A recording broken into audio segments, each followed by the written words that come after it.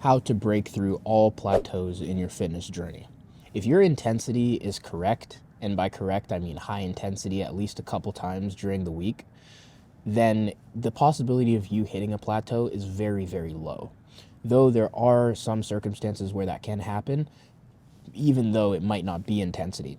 And those other occasions are if you're not sleeping 8 hours every single day, then you could possibly hit a plateau.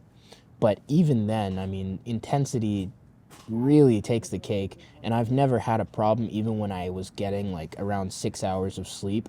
I never had a big issue with getting a plateau or like not being able to lift more weight the next week or stuff like that. So I haven't had that specific problem, but I did some research before this video and it can happen. Now, the other instance is, of course, diet. But again, when you're getting a large amount of calories, I'm assuming a lot of you are getting, or if you're main gaining, again, the possibility of you hitting a plateau is still very low. So the majority of people's issue when it comes to plateaus in the gym is, what I would say 99% of the time, is the intensity. Okay, like I've had friends in the past that told me they've been working out longer than me, and I honestly can't believe them, because they'll look a bit more bulky, but they'll look pretty much the same that they looked like 2-3 years ago. I would chalk that all up to intensity. Of course, genetics, I keep mentioning those in all of these videos, but genetics do have a huge role to play.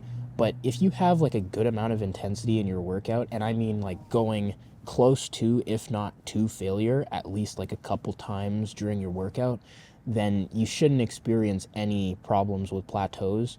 So I would just recommend that you need to make sure that you're going to failure, okay? You need to know what failure feels like and get comfortable in that place, okay? Because when you start to get to the 5-year mark of your lifting journey, you're gonna need to push to that place quite often to build the 2-3 pounds that you're gonna be building a year, okay? If you guys didn't know, the amount of weight, muscle mass that you can actually build goes down the longer that you've been lifting, okay? So by that 5-year mark, you're gonna need to hit that failure point to really put on those like final pounds and get to your genetic potential. So it's good to just get comfortable in that range and make sure that you're hitting failure at least like a couple times every workout. Make sure that you understand that feeling. It's not gonna feel very good, but it's gonna be very, very worth it, okay?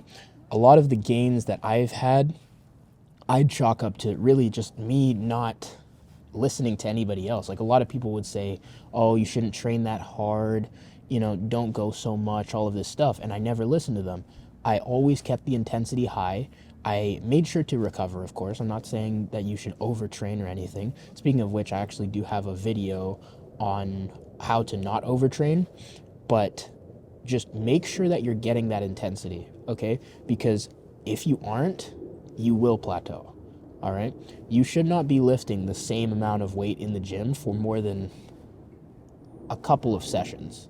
You know, I'd say like 3-4 sessions. At that point, you should probably up the weight. I'm not saying up the weight by like 20 pounds, but definitely up the weight by like 5-10 pounds, something like that.